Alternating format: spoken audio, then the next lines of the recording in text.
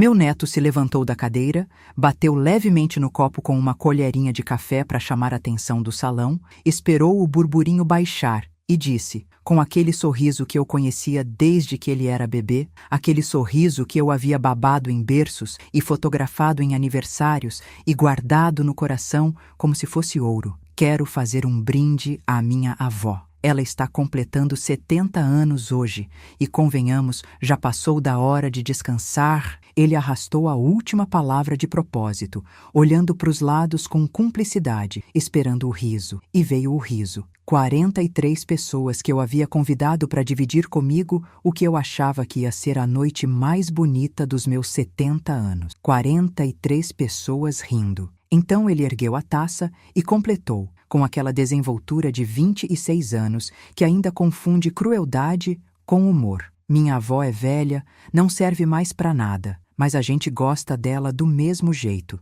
Mais risadas. Então minha nora Patrícia, sentada bem na mesa da minha frente, se inclinou em direção ao meu filho Ricardo e falou alto o suficiente para metade do salão ouvir, com aquela voz de quem não está nem se preocupando em disfarçar. Peso morto também tem seu charme. O salão inteiro ouviu, eu também. O que nenhum deles sabia, naquele momento em que eu estava sentada na minha cadeira de honra, com o vestido bordô que havia escolhido com tanto cuidado, com o batom vermelho e o cabelo arrumado e o coração apertado, é que do outro lado do salão, encostado na parede junto à entrada de serviço, havia um homem de gravata azul escura segurando uma pasta preta. O doutor Henrique Albuquerque, meu advogado de confiança há 22 anos. E dentro daquela pasta havia documentos que iam mudar completamente o destino de cada pessoa que havia rido naquela noite. Inclusive, de uma forma que eu ainda estava aprendendo a entender, o meu próprio destino.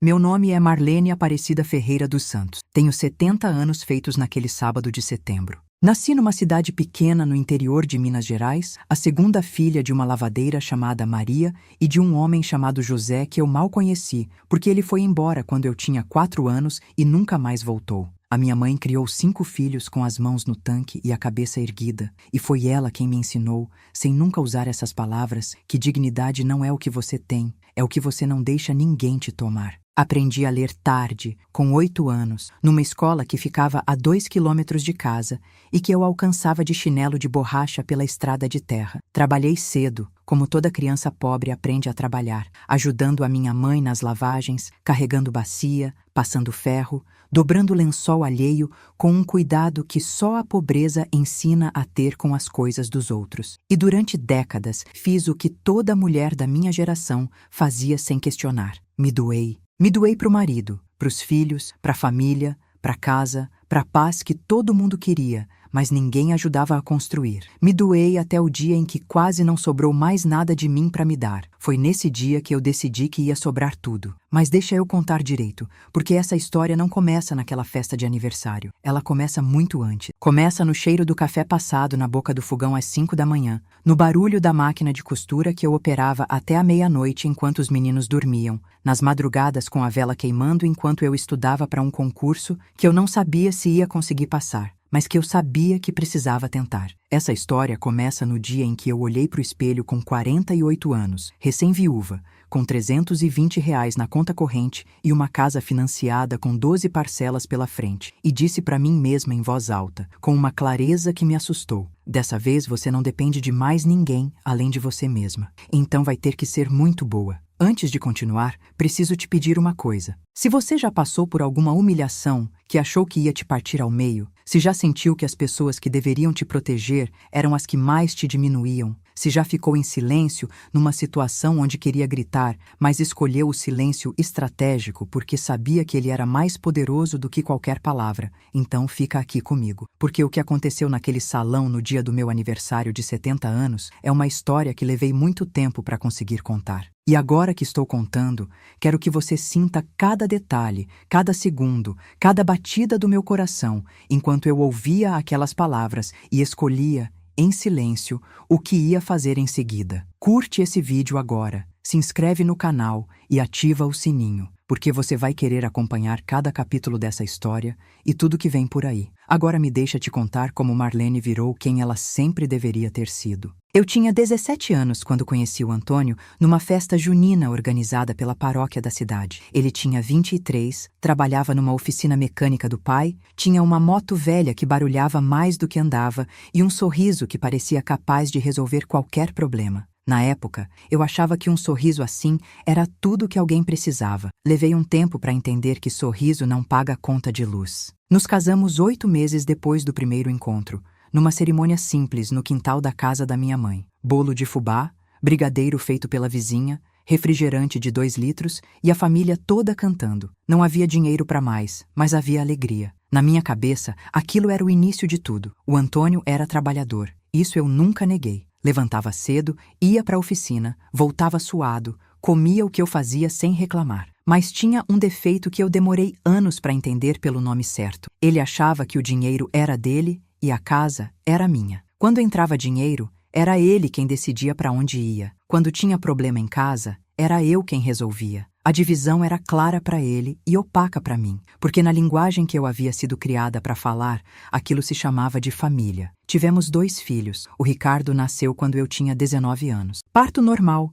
numa maternidade pública onde eu fiquei 6 horas esperando vaga. Segurei na mão de uma enfermeira que não conhecia porque o Antônio havia esquecido de carregar o celular e não sabia que eu havia entrado em trabalho de parto. O Ricardo chegou ao mundo às 3 da manhã de uma quinta-feira, enrolado num coeiro que eu havia costurado durante a gravidez com tecido comprado no mercado municipal. Chorei de amor. Nunca me arrependi. A Simone veio 3 anos depois, dessa vez com o Antônio presente, nervoso do lado de fora, torcendo os dedos. Era diferente do irmão desde o primeiro dia, mais calma, mais observadora, mais parecida comigo do que ela mesma sabia. Criei os 2 com muito amor e pouca grana, e nunca deixei faltar o essencial. Trabalhei como costureira por anos, depois como cozinheira numa escola municipal, onde a diretora me chamava pelo nome e me deixava levar as crianças quando não tinha com quem ficar. Depois aprendi datilografia e consegui um posto como auxiliar de escritório numa empresa pequena de contabilidade, onde fiquei 12 anos aprendendo tudo o que podia sobre documentos, contratos e a linguagem que o dinheiro usa quando quer ser entendido. O Antônio não valorizava isso. Não porque fosse maldoso, era de uma geração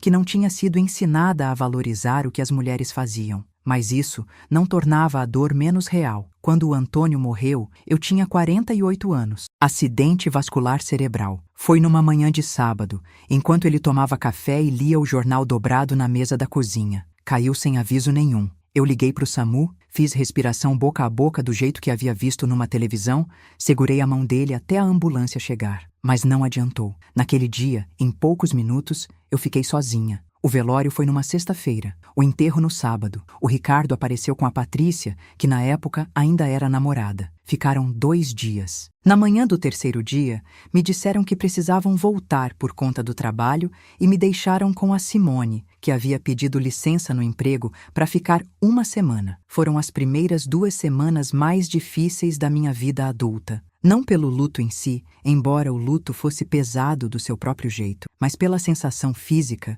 visceral, de ter de olhar para frente num território que eu nunca havia navegado sozinha. Durante 31 anos de casamento, sempre houve alguém, mesmo que imperfeito, mesmo que ausente às vezes, cuja presença definia parte da minha identidade. De repente, sem aquela presença, eu precisava descobrir quem era Marlene, sem o complemento de ser a mulher do Antônio. Foi a Simone quem me ajudou a começar a organizar os papéis do Antônio, e foi nessa organização que descobrimos o terreno. Um lote de 500 metros quadrados numa cidade vizinha, registrado no nome dele, que eu nunca havia sabido que existia. O Antônio nunca havia mencionado. Talvez esquecimento. Talvez algo que ele guardou para si, sem intenção clara. Não havia mais como perguntar. Valor estimado na época, R$42 mil.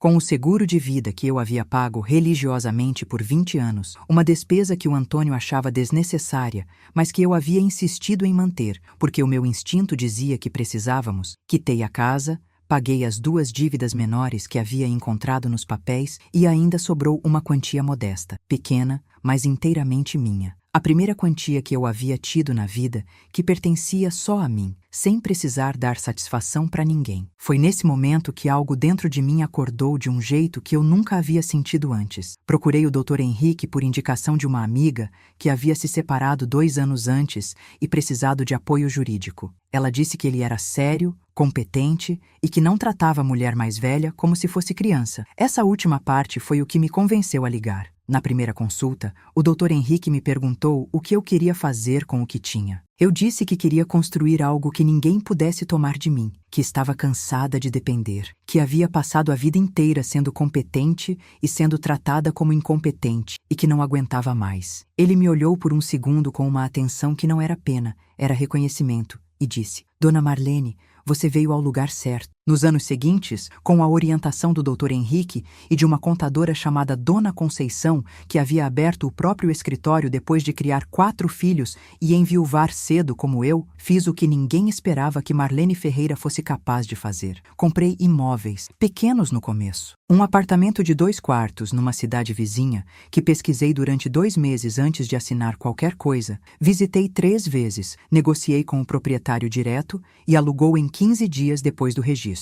Depois, um terreno. Depois, uma sala comercial. Reinvesti cada centavo de aluguel que entrava. Estudei o mercado imobiliário nos finais de semana. Li livros sobre investimento. Fiz cursos online que custavam R$ 30 e me ensinavam mais do que eu esperava. E em nenhum momento contei nada disso ao Ricardo. Não foi uma decisão consciente no começo. Foi instinto. Porque toda vez que eu mencionava alguma conquista, o Ricardo tinha um jeito de diminuir. Mãe, você não entende dessas coisas. Mãe, deixa que eu cuido. Mãe, você vai se dar mal se fizer isso sem orientação. Era um paternalismo suave, quase paternal, que eu demorei para identificar pelo nome certo. Ele achava genuinamente que eu era incapaz. E quando a Patrícia entrou definitivamente na família, aquilo só piorou. A Patrícia tinha formação em economia. Vinha de família com dinheiro e tratava todo mundo ao redor com uma polidez gelada que mal escondia o que ela realmente pensava.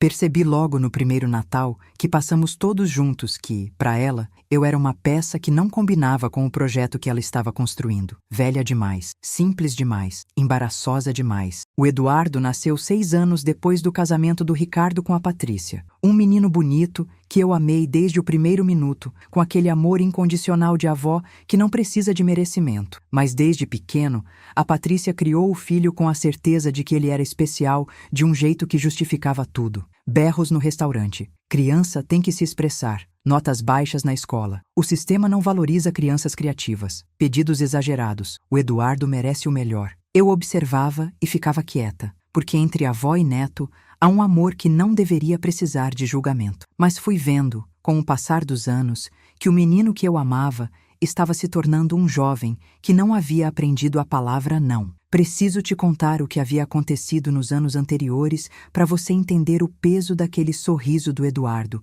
quando ele pegou o microfone. O Eduardo havia sido uma criança que eu amei com tudo. Lembro dele com 3 anos, dormindo na minha cama durante uma tarde de chuva enquanto eu costurava ao lado. Aquela respiração pesada e regular de bebê satisfeito. O cheiro de shampoo de bebê e biscoito de maisena que todas as crianças têm quando dormem. Eu passava horas fazendo boneco de papel para ele, contando história, ensinando brincadeiras de quintal que eu havia aprendido quando criança e que ele nunca havia visto na vida de apartamento que a Patrícia havia construído para a família. Mas à medida que foi crescendo, foi ficando difícil. O Eduardo, que chegava na minha casa aos 10, 11 anos, já vinha com uma postura diferente, condicionado a um conjunto de valores que eu não reconhecia como meus. Olhava para o celular enquanto eu falava. Reclamava da comida que eu havia passado a manhã inteira fazendo. Perguntava se eu não tinha nada mais interessante na televisão. E quando eu tentava conversar com o Ricardo sobre isso, ele dizia que era fase, que era adolescência,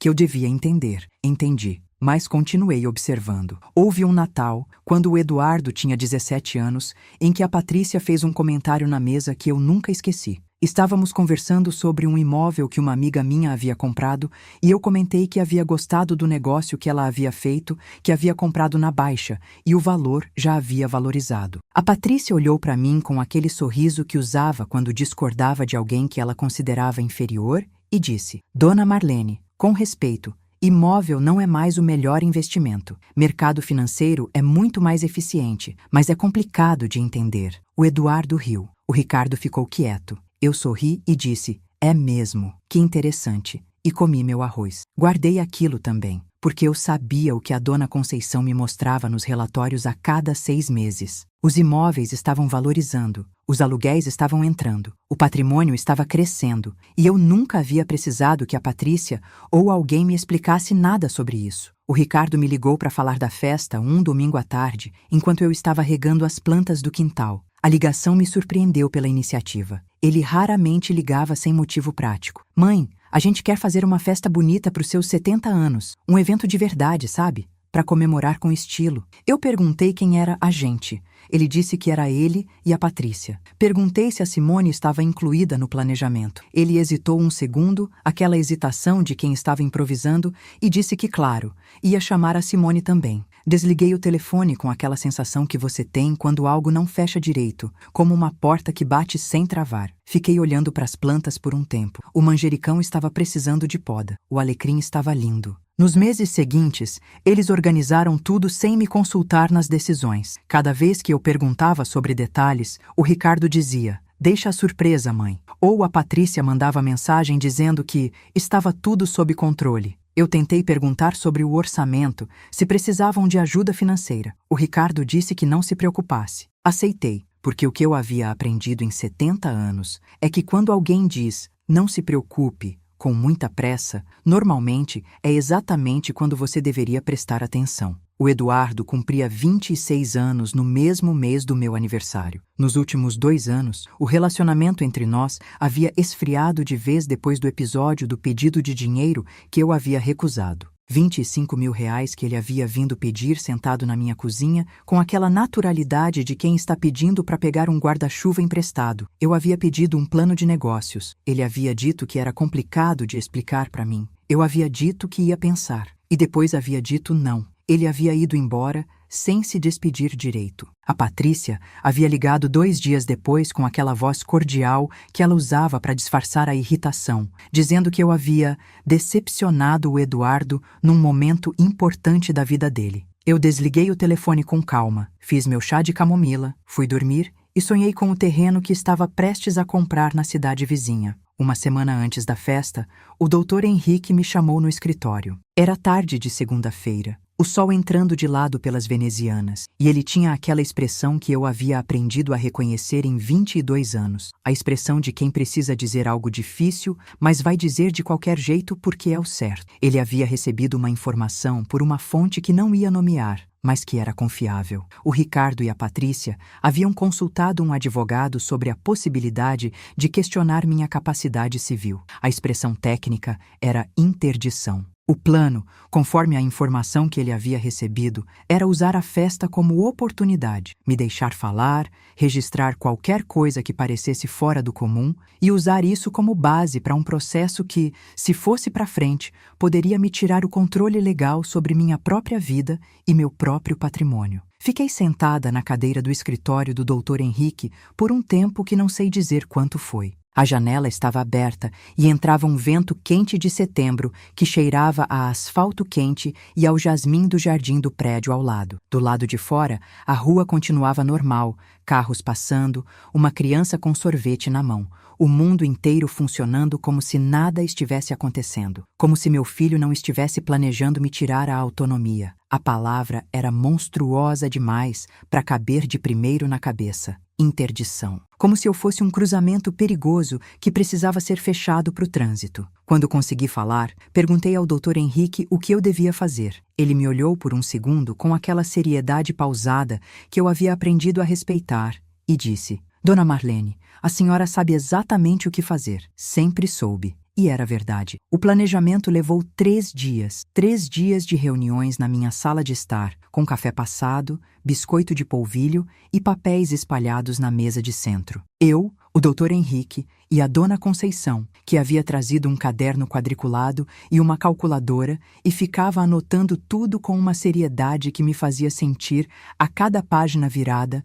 mais firme por dentro. O primeiro passo foi o levantamento completo de tudo. O Dr. Henrique solicitou à Dona Conceição a atualização de todos os registros patrimoniais que eu possuía. Demorou um dia inteiro, mas quando ficou pronto, ficou na mesa da minha sala de estar como um retrato de tudo que Marlene Ferreira havia construído em silêncio, enquanto todo mundo achava que ela não entendia de nada. 8 imóveis, contando a casa onde eu morava, que havia sido quitada com o seguro do Antônio há mais de 20 anos. 4 apartamentos alugados, distribuídos em 2 cidades da região, 2 terrenos. Uma sala comercial no centro da minha cidade, alugada para um escritório de odontologia. E a casa da minha irmã mais nova, a Teresa, que eu havia comprado quando ela estava prestes a perder tudo por conta das dívidas que o ex-marido dela havia contraído sem ela saber. A casa estava formalmente no nome da Teresa, como deveria estar, porque era o teto dela e dos filhos dela. Mas havia um instrumento jurídico registrado em cartório, uma espécie de garantia que o Dr. Henrique havia sugerido quando eu havia feito a compra, que documentava minha participação naquele bem. Era uma proteção que eu havia colocado por precaução, sem saber ainda quão útil ia ser. Valor total do patrimônio imobiliário, estimado conservadoramente pela Dona Conceição, com base nos registros e nos valores de mercado atualizados, R$ 1.342.000. Além dos imóveis, havia as aplicações, uma reserva de emergência em poupança, um fundo de renda fixa que havia crescido por 10 anos de aportes disciplinados e uma previdência privada que o próprio Ricardo havia tentado me convencer a resgatar 2 anos antes, dizendo que eu estava deixando o dinheiro parado sem render nada. Eu não havia resgatado. O total em aplicações, atualizado pelo extrato que a Dona Conceição havia solicitado no dia anterior, R$ 282.000. Patrimônio total, R$ 1.624.000, construído em 22 anos de trabalho, disciplina, estudo, parceria com profissionais sérios e tomada de decisão autônoma por uma mulher que todo mundo achava que não entendia dessas coisas. O segundo passo foi mais delicado, mas absolutamente necessário. O Dr. Henrique orientou que eu realizasse naquela mesma semana uma avaliação neurológica completa com uma especialista de confiança, a doutora Fernanda Castelo, neurologista cognitiva. 2 dias de exames, avaliação de memória recente e remota, testes de cognição executiva, avaliação de linguagem, rastreio de humor. Ao final, um laudo detalhado, assinado e carimbado, atestando capacidade cognitiva dentro dos parâmetros esperados para uma mulher de 70 anos saudável, sem comprometimento, sem alteração clínica relevante. O Dr. Henrique leu o laudo, dobrou com cuidado, colocou dentro de um envelope e disse: se eles tentarem alguma coisa com isso em mãos, vão encontrar uma parede. Eu disse que era isso que eu queria, uma parede. O terceiro passo foi o mais emotivo. Precisei contar tudo para Simone. Não apenas sobre o que o Ricardo e a Patrícia estavam planejando, mas sobre o patrimônio que eu havia construído e que ela, como herdeira natural, precisava saber que existia. Eu havia guardado aquilo por anos, por um motivo que demorei para conseguir articular. Enquanto ninguém sabia, era completamente meu. Não havia expectativa, não havia cobiça, não havia ninguém esperando por ele. Era meu e só meu. E isso me dava uma sensação de segurança que eu havia aprendido a não subestimar. Mas ali, sentada na cozinha com a Simone, com o café esfriando entre as duas, era hora de abrir. A Simone ouviu tudo em silêncio, com aquela capacidade de escuta dela que sempre me admirou. Quando terminei, ela ficou quieta por um tempo, olhando para o café. Então me olhou com olhos cheios d'água e disse: Mãe, você construiu tudo isso sozinha nesses anos todos e nunca me contou nada. Eu disse que havia tentado proteger a paz da família. Ela ficou me olhando por um tempo longo e disse em voz baixa: A paz de quem, mãe? A frase ficou no ar. A gente ficou em silêncio. Lá fora,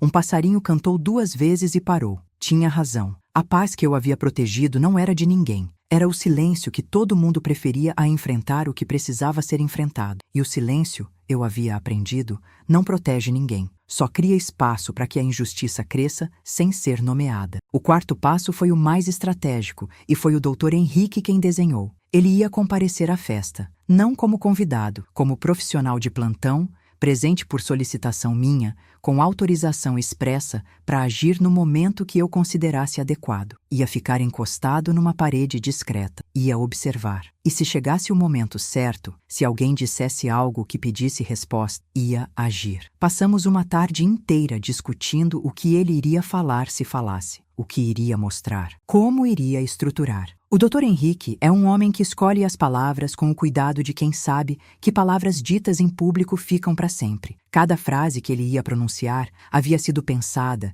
medida, colocada no lugar certo. Também assinei, 2 dias antes da festa, um documento que o Dr. Henrique chamou de Declaração de Plena Capacidade Civil. Um instrumento formal, com reconhecimento de firma, no qual eu afirmava expressamente minha condição de proprietária de todos os bens listados, minha capacidade legal para administrá-los e minha plena autonomia para tomar decisões sobre minha vida e meu patrimônio. Assinei com caneta azul, na frente de 2 testemunhas, e o documento foi carimbado pelo tabelião naquele mesmo dia. Na véspera da festa, deitei na minha cama às 10 da noite. O quarto estava quieto. A luz da rua entrava de lado pela cortina de renda que havia costurado há 15 anos e que ainda estava bonita. Fiquei olhando para o teto por um tempo, deixando os pensamentos passarem, sem segurar nenhum com força demais. Pensei na minha mãe, nas mãos dela calejadas de lavar roupa alheia, nas costas curvadas sobre o tanque, no rosto que nunca perdia a compostura mesmo quando havia razão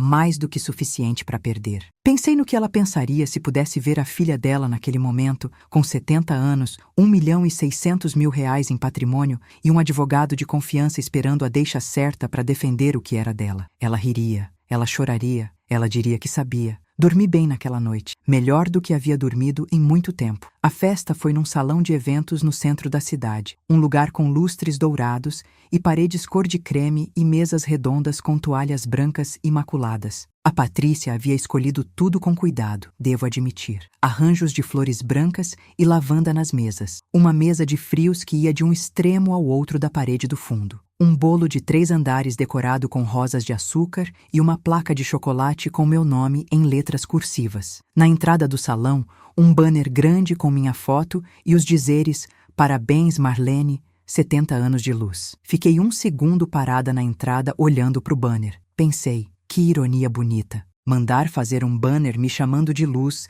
enquanto tenta me apagar legalmente. Entrei de vestido bordô que havia comprado especificamente para essa noite, num sábado de manhã, numa loja do centro, onde a vendedora me disse que eu estava elegante pra caramba. Cabelo arrumado pela primeira vez em meses, batom vermelho que a minha mãe usava nos dias especiais. Entrei de braço dado com a Simone, que estava linda de azul marinho, com aquele porte calmo dela que sempre me fez orgulho. Do outro lado do salão, encostado na parede junto à saída de serviço, o Dr. Henrique me viu entrar. Nossos olhares se encontraram por 1 segundo. Ele fez um gesto discreto com a cabeça. Eu fiz o mesmo. Os convidados chegaram ao longo da hora seguinte. 43 pessoas. Família dos 2 lados, amigos de décadas, vizinhos, 2 antigas colegas de trabalho da época da escola municipal que eu não via há anos e que chegaram juntas, de braços dados, com aquela alegria de quem ainda tem a capacidade de se alegrar de verdade. O Ricardo chegou com a Patrícia,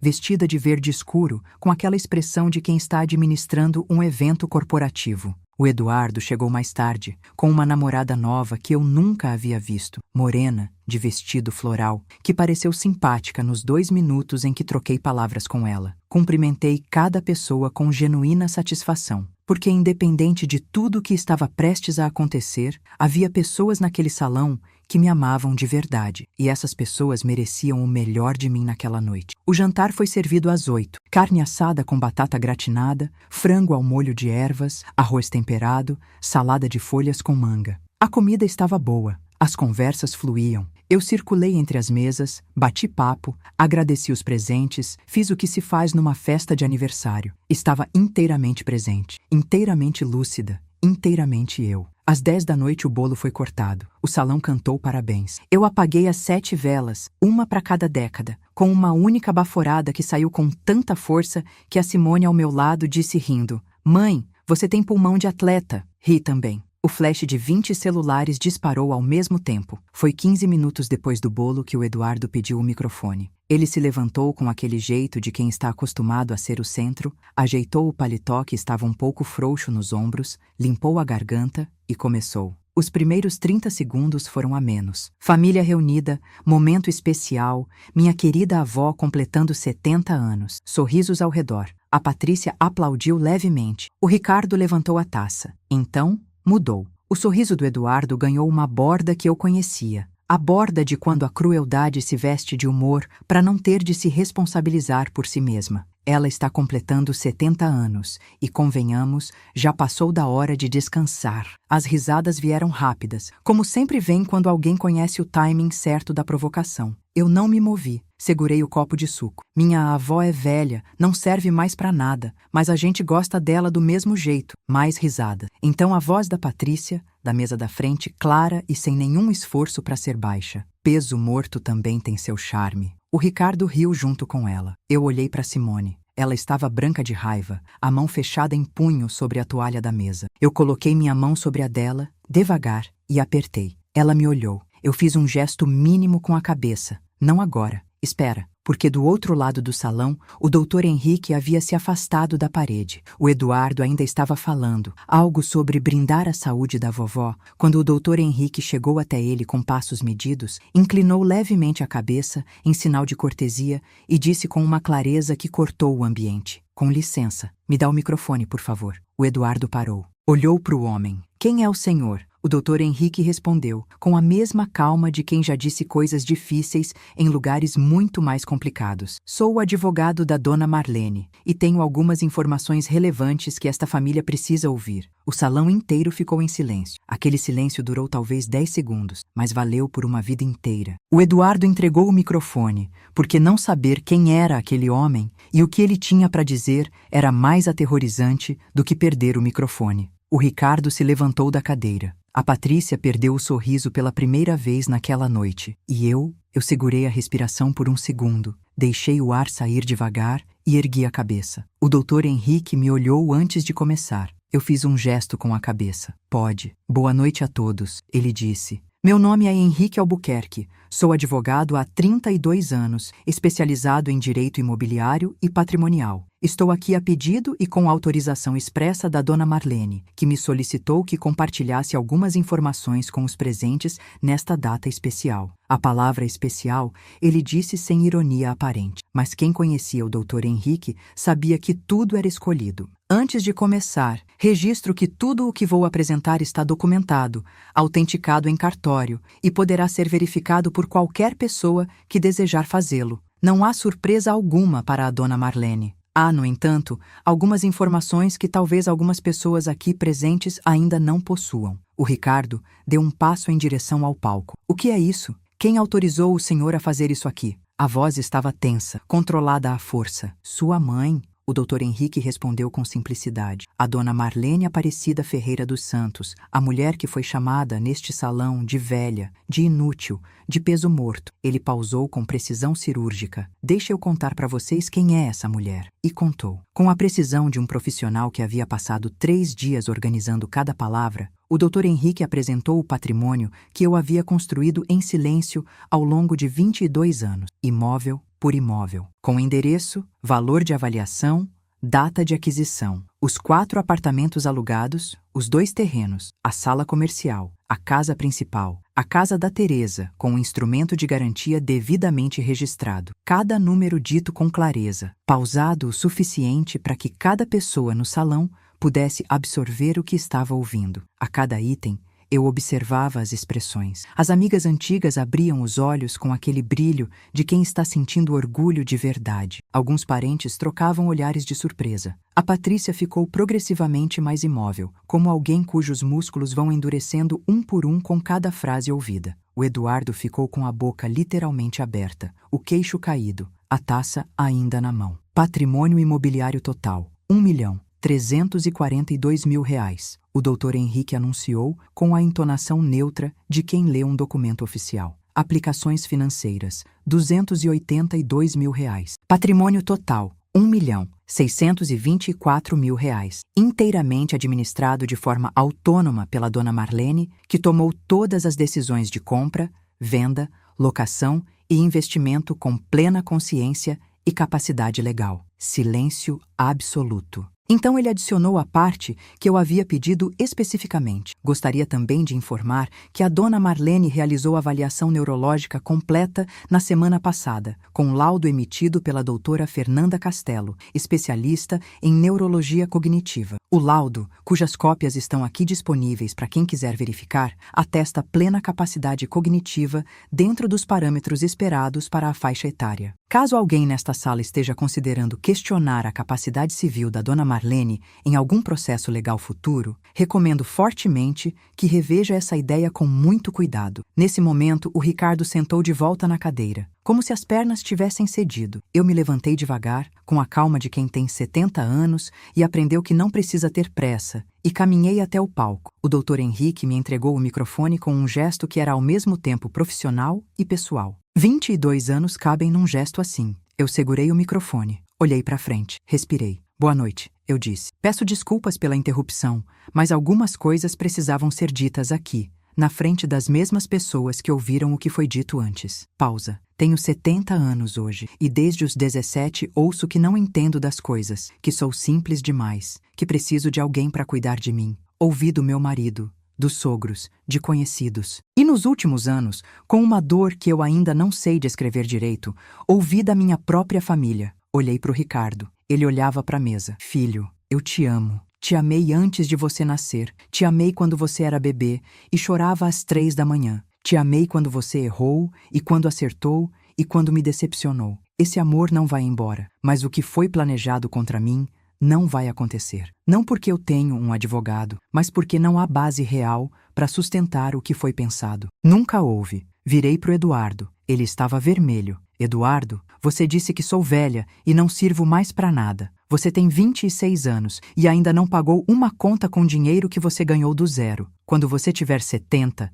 eu espero que alguém te olhe com mais respeito do que você me olhou essa noite. Coloquei o microfone no suporte. Peguei minha bolsa, dei a mão para Simone e saímos. Do lado de fora do salão, a noite estava fresca e o céu estava cheio de estrelas. A Simone ficou me olhando por um segundo, com os olhos brilhando, e disse: Mãe, você é a pessoa mais impressionante que eu conheço. Eu disse que sabia, e ris. E era a primeira vez em muito tempo que esse riso saía de um lugar fundo, honesto, sem nenhum amargo misturado. Nos dias que se seguiram, aconteceram coisas que precisei processar com calma. O Ricardo me ligou no domingo de manhã. Eu atendi. Ele ficou em silêncio por um tempo, então disse: Mãe, eu não sabia de tudo que a Patrícia estava planejando. Eu fiquei quieta. Deixei ele terminar. Então, disse que era difícil acreditar nisso, mas que mesmo que fosse verdade, ele havia rido quando o Eduardo me chamou de inútil, que havia ficado sentado enquanto a esposa me chamava de peso morto, que o silêncio, às vezes,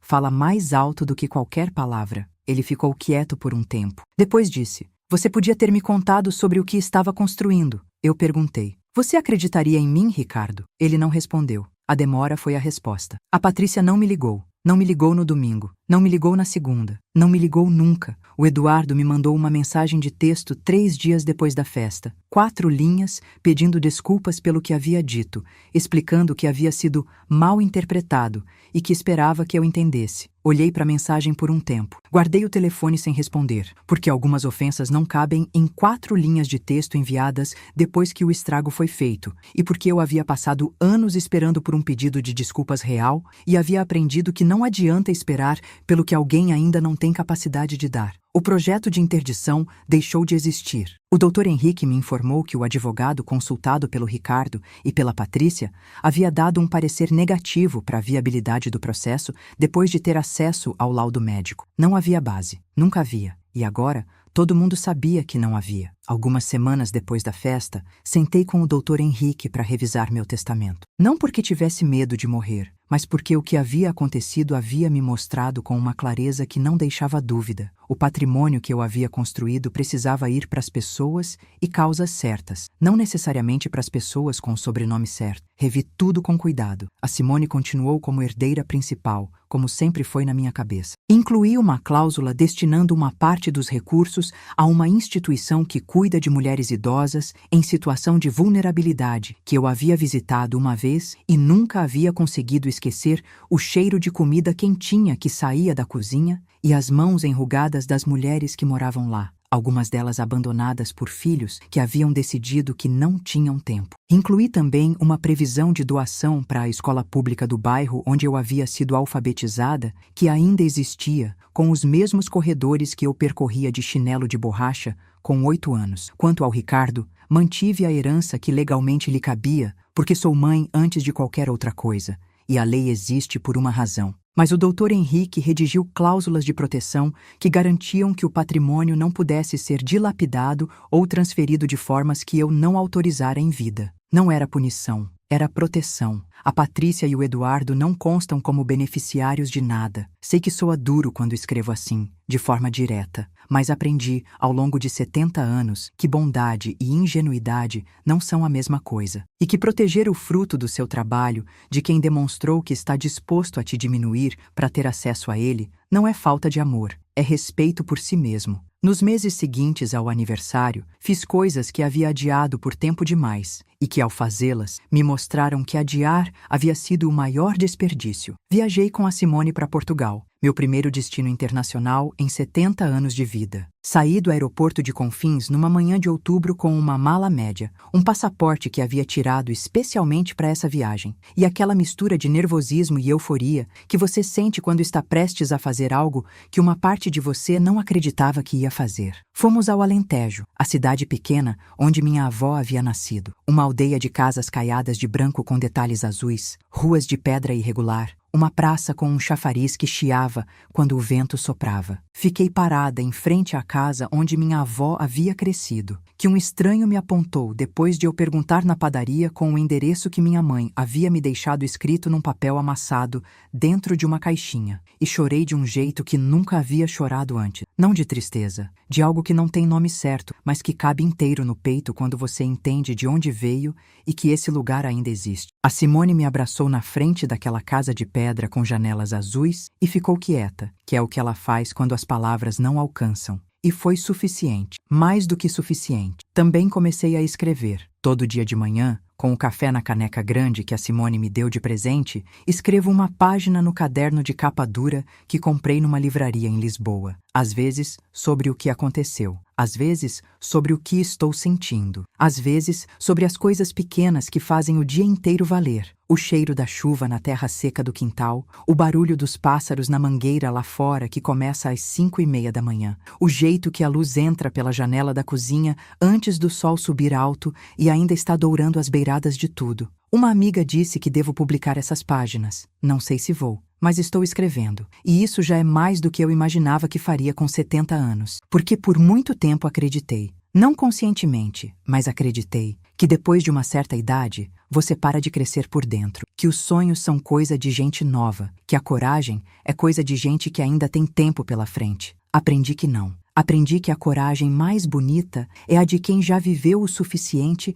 para saber o que está perdendo se não agir, e que o sonho mais sólido é o de quem tem 70 anos de experiência para reconhecer o que é real e o que é ilusão. Essa clareza é o maior presente que a vida me deu. Não o patrimônio, não o laudo médico, não o advogado com a pasta preta. A clareza de saber quem sou, de saber o que vale a pena, de saber quando é hora de ficar quieta e quando é hora de pegar o microfone, porque a mentira que contaram de mim e que por um tempo eu quase acreditei era que chegar aos 70 anos era chegar ao fim de algo, que vovó era peso, era carga, era fardo, que depois de uma certa idade a vida era só esperar. A verdade é que esses 70 anos são o resultado de tudo que eu escolhi não desistir. São as costuragens noturnas, os concursos estudados com vela, os imóveis pesquisados aos sábados, as reuniões com o Dr. Henrique tomando café quente enquanto a gente discutia contrato. São os não que eu disse quando todo mundo esperava sim. São os silêncios que eu guardei para usar na hora certa. A verdade é que eu não sou o peso morto, nunca fui. E o dia em que todo mundo entendeu isso de uma vez não foi um dia de derrota de ninguém. Foi um dia de clareza. Às vezes clareza dói, mas é infinitamente melhor do que a mentira confortável que todos estávamos vivendo. Então é isso que eu tenho para você hoje. Não é uma história sobre dinheiro, embora o dinheiro apareça nela. Não é sobre vencer uma briga familiar, embora as coisas tenham ficado claras naquela noite. É sobre algo que aprendi tarde, mas aprendi fundo, de um jeito que entrou nos ossos e ficou lá para sempre, e que quero deixar aqui para qualquer pessoa que precisar ouvir. Você não precisa pedir permissão para ser quem você é. Você não deve ter que se explicar pelo que construiu. Você não precisa se diminuir para que outros se sintam maiores. E você não precisa esperar que alguém reconheça o seu valor para saber que ele existe. Passei anos acreditando que o amor precisava ser provado pela aprovação alheia, que se a família não me valorizava, era porque havia algo de errado comigo, que a voz que repetia "Você não entende dessas coisas" talvez soubesse algo que eu não sabia. Levei tempo para entender que essa voz não sabia nada, que ela estava errada, e que a única coisa que fazia era repetir o que tinha sido ensinado a dizer sobre mulheres como eu. Toda vez que alguém te disser que você é velho demais, simples demais, sem importância suficiente, lembra que a pessoa que fala isso está, de alguma forma, com medo do que você representa. Gente que não se sente ameaçada não precisa diminuir. A humilhação é quase sempre um reflexo do medo de quem humilha. Tem uma coisa que aprendi também sobre o silêncio. Não o silêncio da submissão, não o silêncio de quem foi calado, o silêncio estratégico. O silêncio de quem observa, planeja, documenta e espera o momento certo. Esse silêncio é uma das ferramentas mais poderosas que existe. Aprendi isso com a vida, com as noites de costura, com as reuniões no escritório do Dr. Henrique, com os laudos médicos que eu havia juntado uma semana antes de uma festa, que eu sabia que ia ser decisiva. Aprendi que às vezes a resposta mais poderosa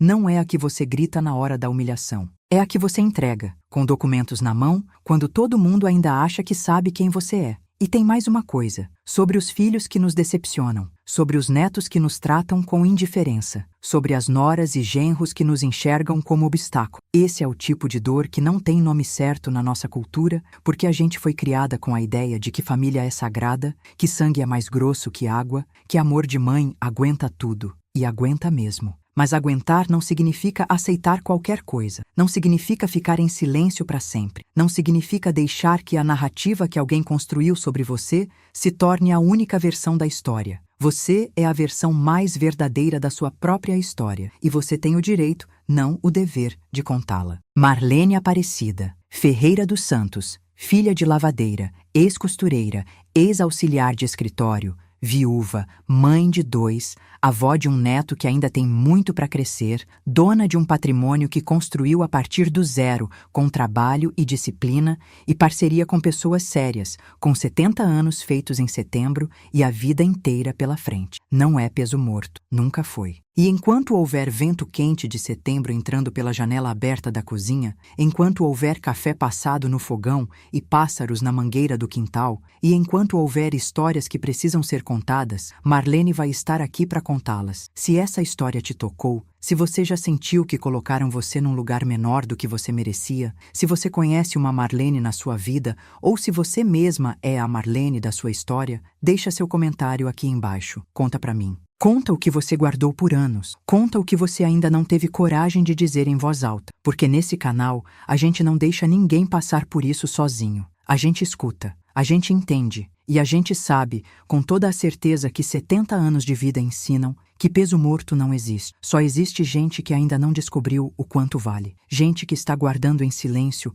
uma história que precisa ser contada. Gente que foi diminuída tantas vezes que começou a acreditar na diminuição. Para essa gente, eu digo, não acredita. Você vale mais do que te disseram. O que você construiu importa. O que você sente importa. E o silêncio que você guardou, quando vier a hora certa, vai falar mais alto do que qualquer palavra que alguém disse contra você. Curte esse vídeo se você chegou até aqui. Se inscreve no canal se você ainda não é da nossa família. E compartilha com aquela pessoa que precisa ouvir hoje que ela não é peso morto, que ela nunca foi, que o que ela construiu importa, que o que ela sente importa e que 70 anos de vida, ou 20, ou 40, ou 90, nunca são o fim de nada. São sempre o começo de alguma coisa que ainda não tem nome. Até o próximo relato. Com muito carinho, Marlene.